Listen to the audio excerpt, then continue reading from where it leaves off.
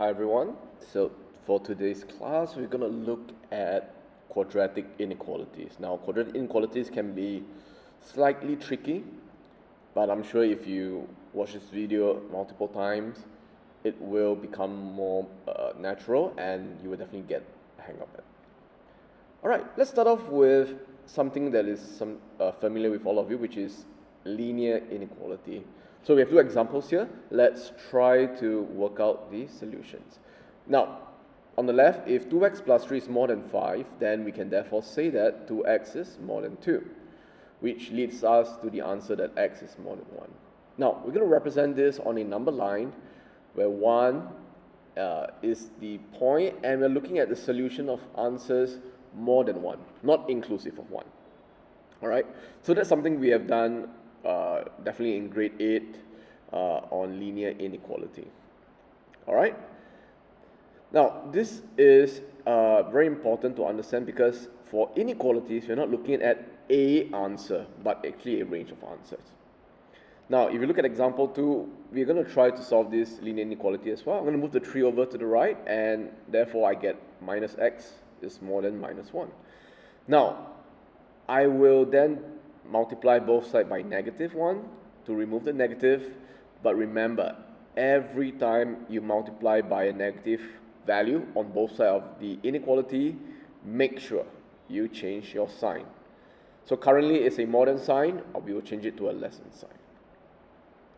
All right, so that is something very important that you must remember. You must flip your sign every time you multiply, or in fact you divide a negative value on both sides of an inequality. Okay, all right, so now let's look at one example of a quadratic inequality. I think this time around we will be able to apply what we have seen in linear inequality in this situation. All right, so the example is that y is equals to 2x squared plus 3x minus 5.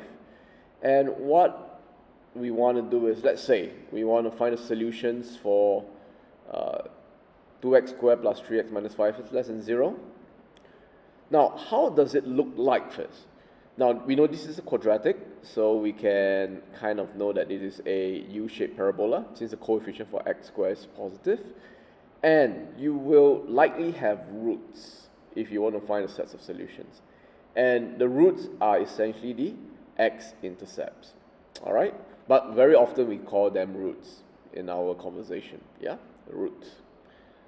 Now, there are a few ways to get to the roots. Of course, you can factorize, equate to 0, or you can use the quadratic formula, minus b plus minus square root of b squared, minus 4ac over 2a, if the quadratic expression cannot be factorized easily. All right, so if you are planning to use the quadratic formula, make sure you input the correct coefficient for the a, b's, and c's into it before you work out the roots value. Now, let's talk about the part that it is less than 0. What do you mean by the quadratic function is less than 0? We are really talking about the area below the x-axis here. So what part of the graph is below the x-axis? Right? What part of the graph?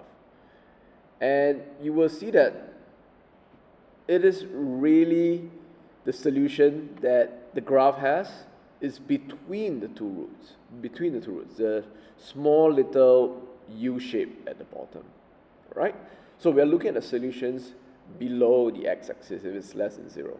And there is the boundary of your solution.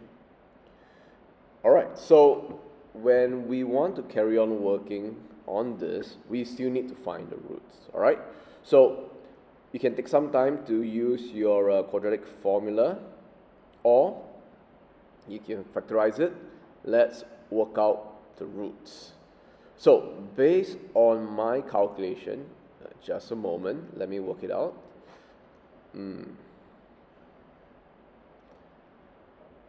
Okay, I think I got my roots. So the two roots that I have gotten is basically x equals to 1 and x equals to negative 2.5. Yeah, all right. So if you are not familiar with how to find the roots, you can pause the video here first and find the roots. All right, so the roots, negative 2.5, of course, is the lesser root, so it's on the left, and the value 1 is the higher root, so I'll put it on the right. And from here, we can now look at the state of solutions. So since it's bounded between negative 2.5 and 1, we say that the values of x that makes this inequality true is that x has to be between negative 2.5 and 1. That would make this inequality true. Now, you can put different values between those two numbers. For example, 0, you see that it is less than 0 when you sub 0 into the x value. Now, what happens if you have a quadratic inequality that is more than 0? Now, it's basically the area above the x-axis. So it's kind of like the fringes, right? The tails, so to speak, that's going to the extreme left and to the extreme right. Now, this way your number of solutions for x will be going away from your roots, not between your roots, away from your roots, right? So, to find a solution is quite straightforward. The first root, or the first set of solutions is x above 1, because we want to find the area that is going to the right of 1.